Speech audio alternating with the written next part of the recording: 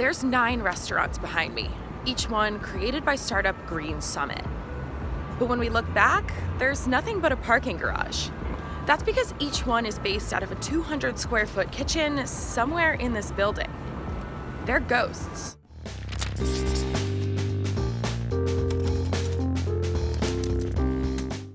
Ghost restaurants are a relatively new phenomenon where restaurants only exist online and sell food directly to the consumer via delivery services.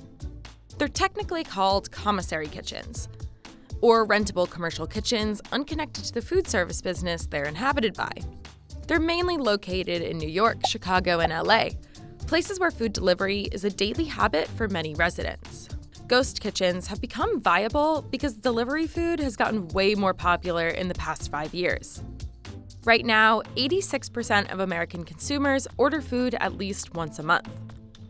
The delivery industry has grown 20% year over year. 1 in 4 customers say that they spend more on delivery orders than they do in restaurant. For entrepreneurs, it's easy to see where the money is going to be. In 2022, it's projected to be a $76 billion industry. Delivery platforms have jumped on the bandwagon for that very reason. Uber works with 1,600 ghost restaurants in 10 different cities. First, they approach existing restaurants and tell them about a perceived need in their neighborhood, say salads or wings, and if they agree to make the new product, Uber Eats creates a new listing on their app.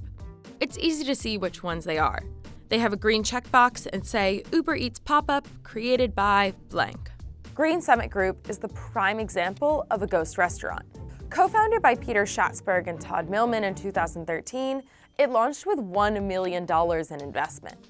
Their 200 square foot kitchen services 9 concepts, each targeting a different kind of consumer. Schatzberg says that part of the reason why they're more profitable than some brick-and-mortar places is because they pay so much less in rent. He said that restaurants like Chipotle and Pret A Manger have to dedicate 75% of their space to seating, while 90% of their customers just grab and go. Schatzberg describes the kitchen as having different sections for each type of food. They have a sandwich section and a salad section, for example, with each section making all of that type of food for every brand.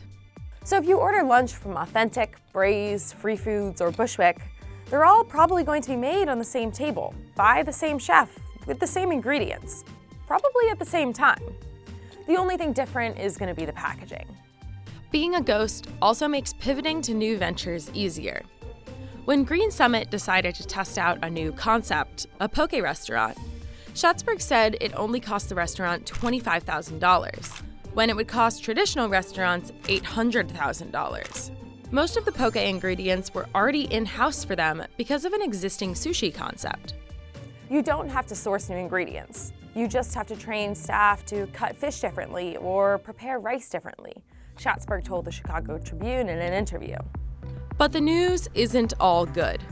In 2015, NBC4 New York investigated the top 100 restaurants on Seamless and Grubhub, only to find that 10% of them had never been inspected by the city's health department. Where was this food made? Where did this food come from? Do you know what kitchen made this food? Green Summit was one of those uninspected kitchens, meaning they didn't have a license to operate a commercial kitchen, and yet they'd been serving food to customers for 2 years. And some ghost restaurants never quite come back to life.